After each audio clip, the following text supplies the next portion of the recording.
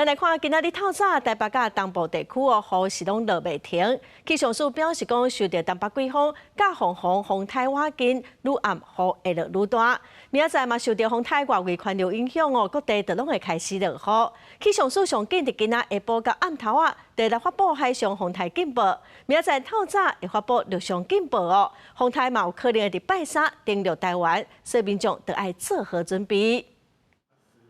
风台愈来愈接近台湾，加上东北季风落南，造成北部、东半部落大雨。气象署表示，因为风台一直向台湾来，愈暗雨会愈大。有个拜二、拜三，全台湾拢会落大雨，尤其大台北、宜兰、花莲可能有大水雨。除了雨水，气象署嘛表示，沿海地区外岛拢要特别注意有强阵风。 主要的降雨还是偏向在迎风面的北部、东半部的这一带，但是中南部的这一带可以看到，随着台风逐渐接近，可能在11号的下半天开始，也会有一些降雨开始出现。而到了12号周三的这一段时间呢，比较明显降雨的热区偏向在中南部还有花东的这一带，有可能会发生局部的大雨或是豪雨的情形。气象署指出，目前风是一个中度风台，位置伫南海，伫行向北边的过程中，受东北季风影响，强度会减弱，变作轻度风台。气象署上紧伫拜一下晡到暗时就会发布海上风台警报，拜二透早会发布陆上风台警报。风台会伫拜三登陆台湾，伫拜四离开。台风逐渐接近到台湾的西南方海域，并且有机会在周三、周四这段期间